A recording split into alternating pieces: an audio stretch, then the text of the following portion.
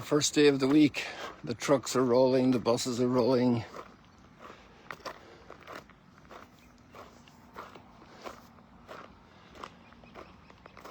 And that became a novelty for all those first disciples, because they got together on the first day of the week to break the bread in continuity with their experiences. And ever since then, we're breaking the bread together. On the first day of the week, breaking the bread together.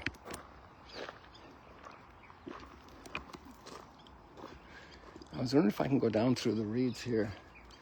I don't think if my trousers all attached to all this stuff. I think I better do a different plan. I was going to go down by the water edge. Maybe we can do it this way here if the dogs are quiet.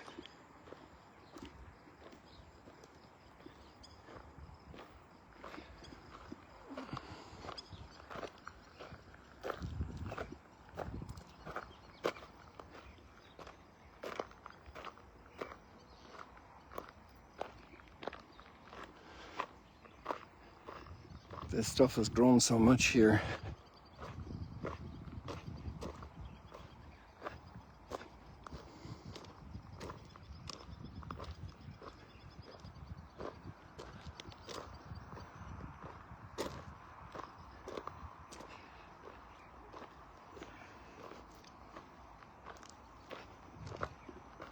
The topic today of the readings is about an unpretentiousness. I like this word to get a grip on the topic. The word humility obviously is very easily used and well used. And another word would be modesty. To be modest, to be in the sense of, again, unpretentiousness. I think unpretentious is a word here that's unequivocal about the meaning of what's being addressed here. And I think it also leads us to a root of that simplicity, that modesty, that humility. Because it's not a feigned humility where we want to, at the end of the day, fake a humility and then be honored for our apparent humility. Because that would also be would be counterfeit. It wouldn't be true. It would be show and appearance, and therefore fake, empty, vain, pointless. No fruit from it. No lasting fruit for sure. Maybe in the beginning an impression to get a photo with the pop star, the sports star. We love to be with the stars, you know.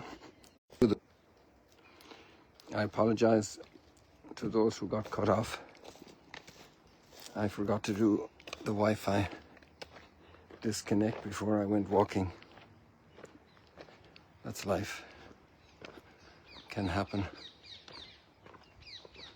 So if you have an old wretched tractor like this one, or you have this imposing, stylish tractor, you know, the two farmers showing up together at the market, who has the bigger tractor, the better tractor, who plows the most in the field, who wins the most medals, who has the most likes. You know, it's a typical measuring thing we do.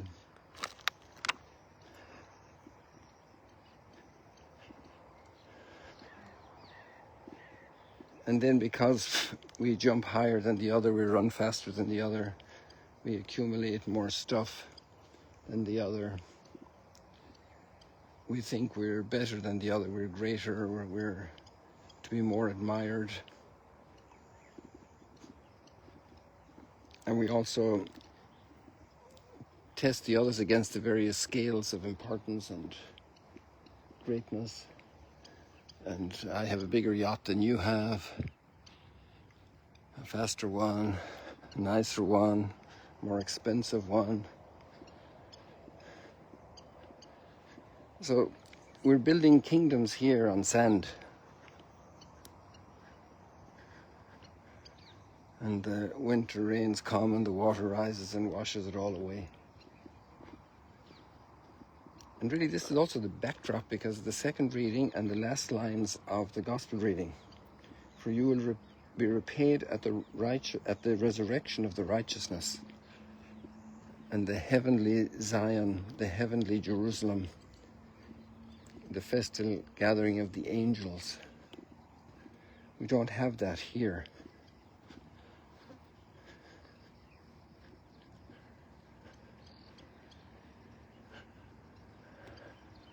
We do in a way. Maybe somebody is guessing what it is. I'll leave it for the homily today, if I remember to say it then. A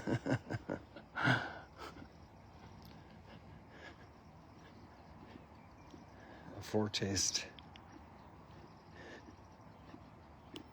A true, genuine foretaste.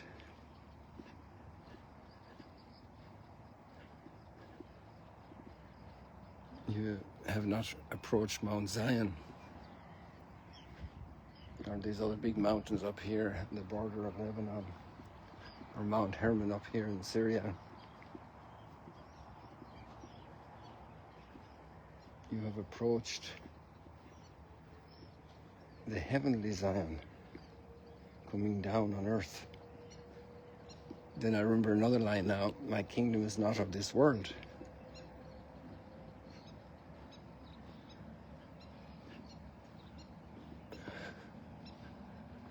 Wow, the shoreline is becoming exposed. I'm not sure when is the last time we were able to walk up here on this side of the vegetation.